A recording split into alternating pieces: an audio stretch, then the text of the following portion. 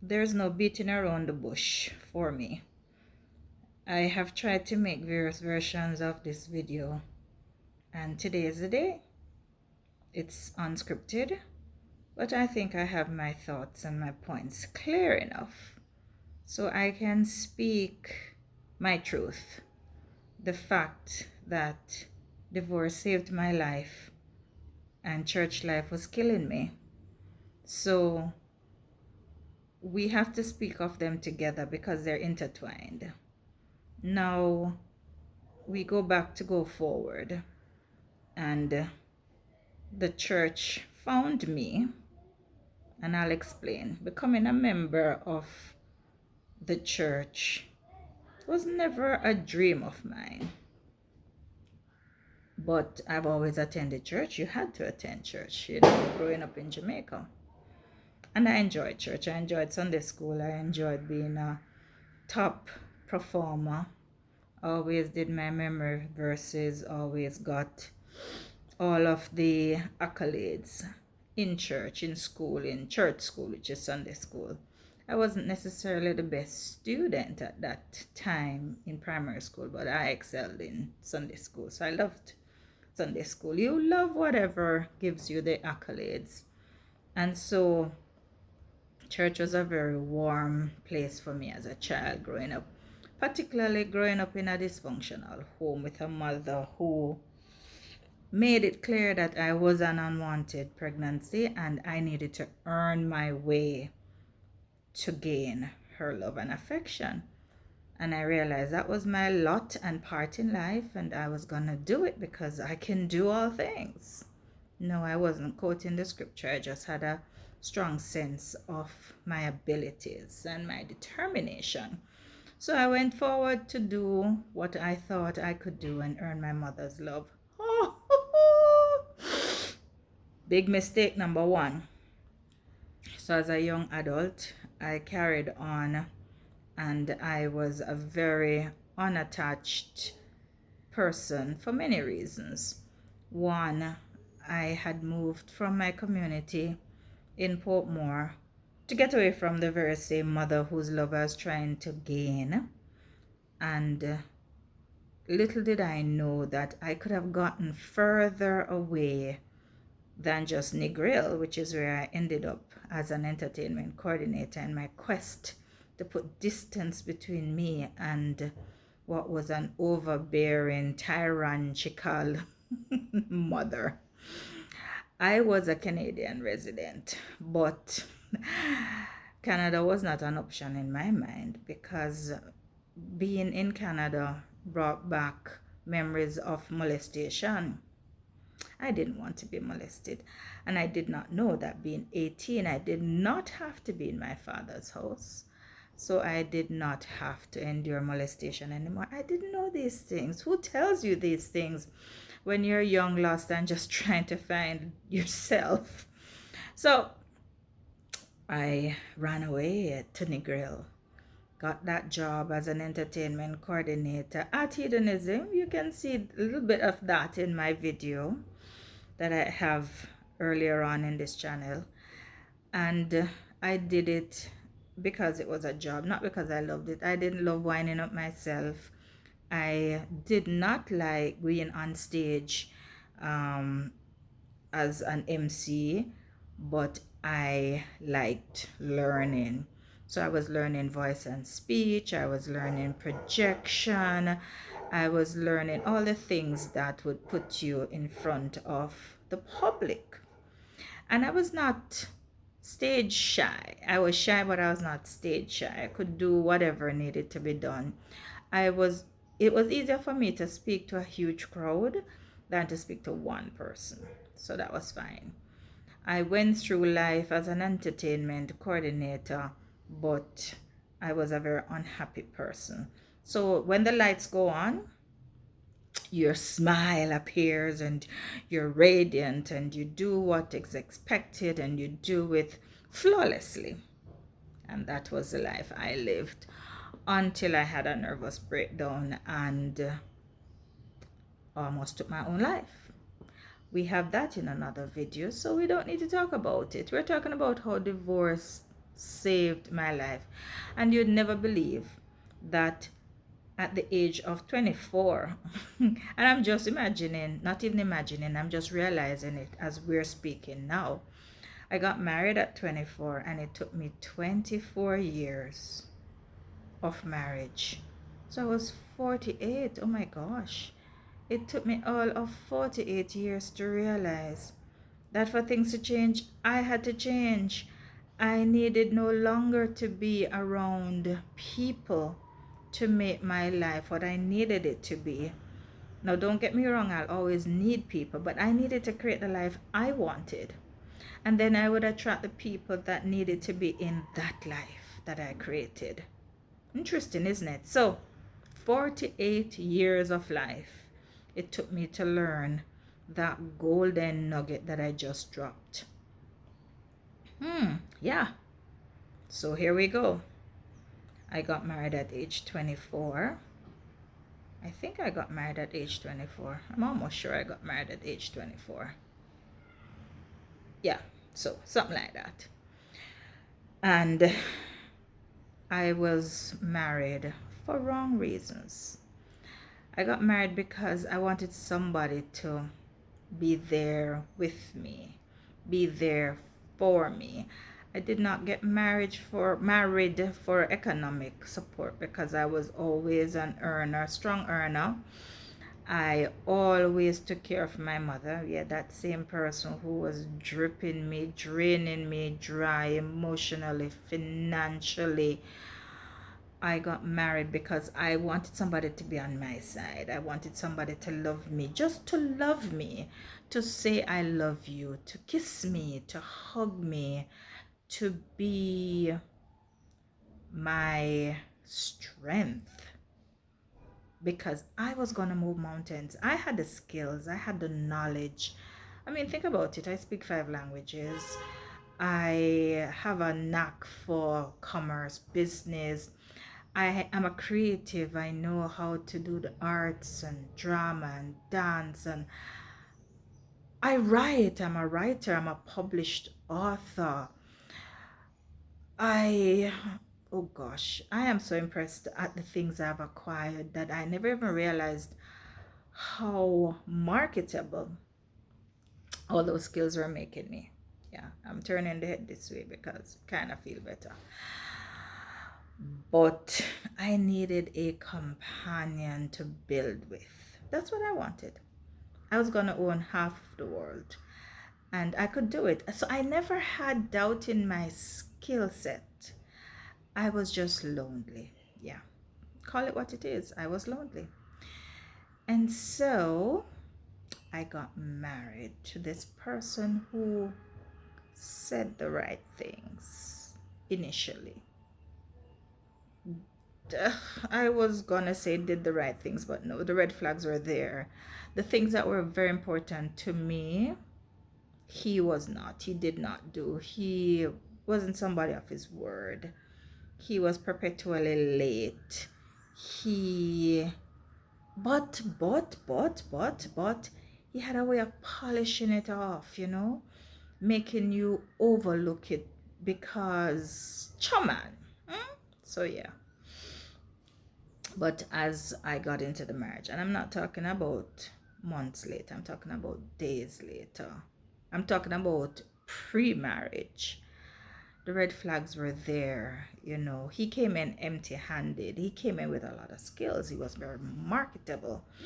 His hands were golden if you used them well. And I mean, as a musician, as a tradesman, I looked on this man and I saw money. I saw a man where he just had to get out of bed and prepare and present himself, and he was making money. I just didn't know that he did not like getting out of bed.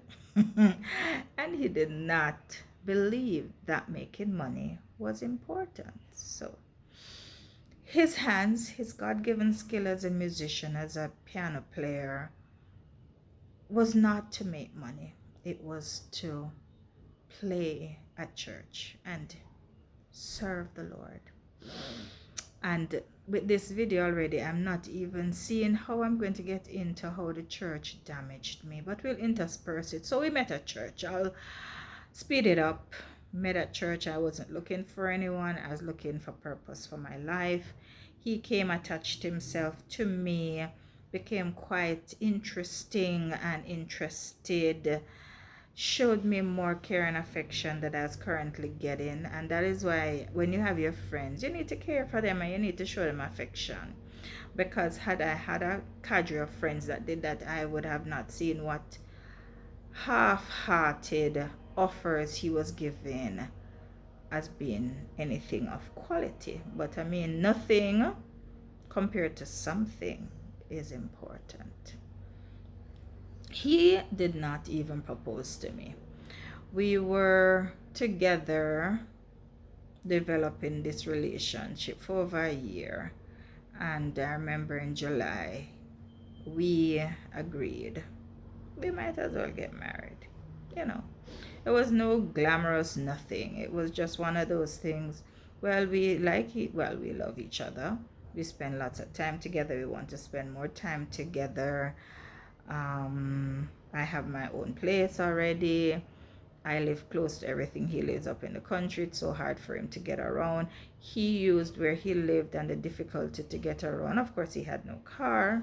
We had no car. This was 1995-ish, yeah.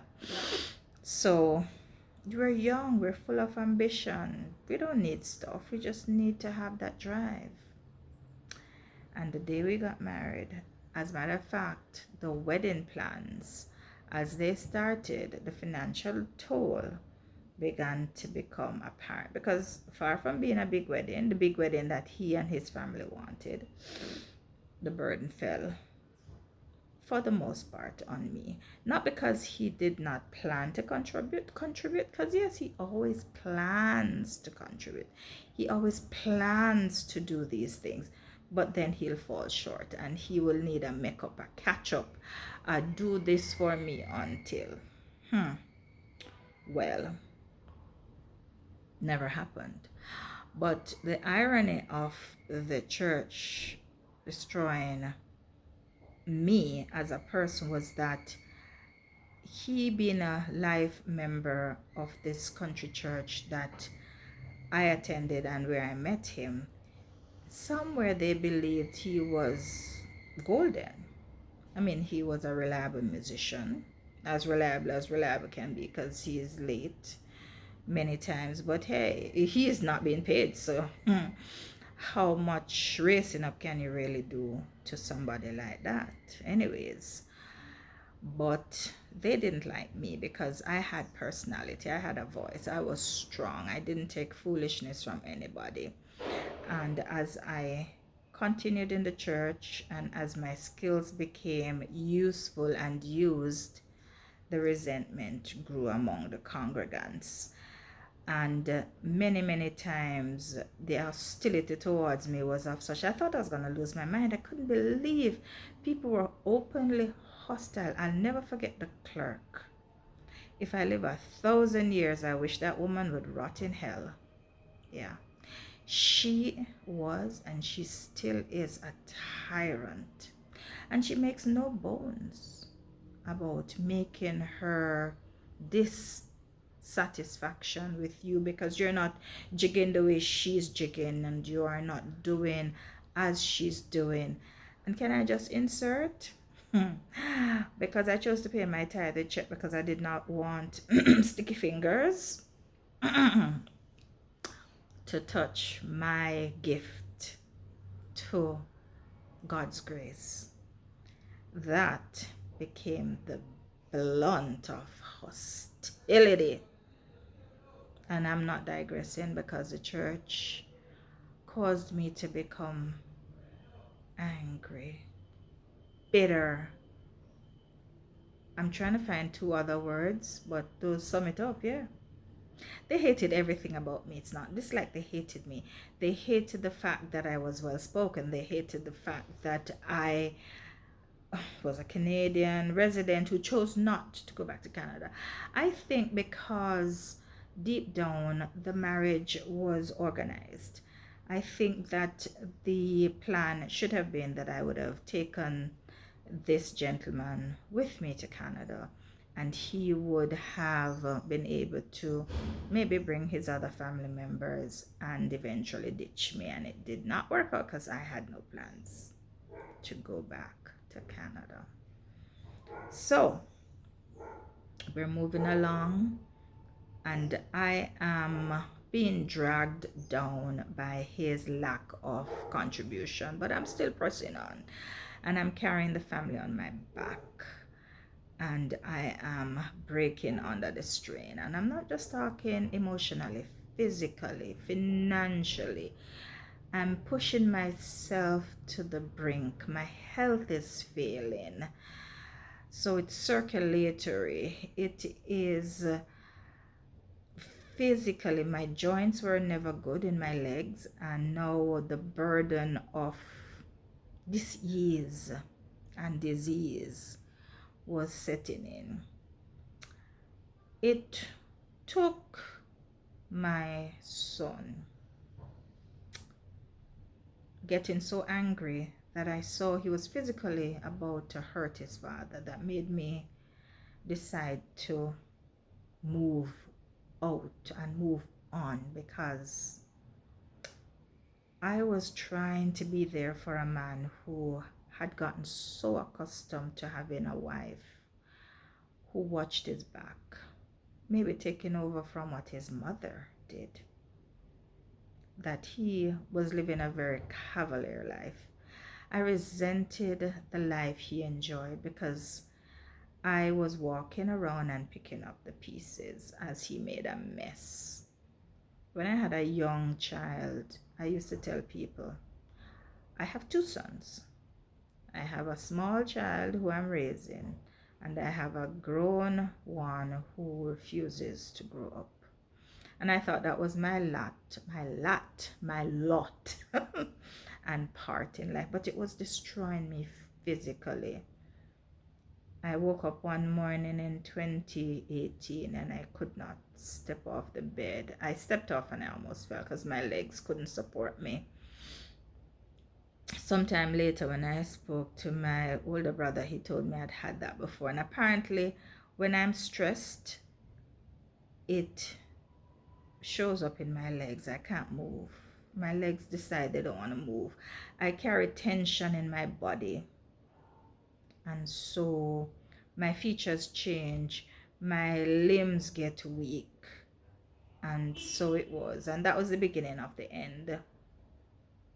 Fortunately for us, our landlord drove us out of the place we were living, and it was because of lack of timely payments.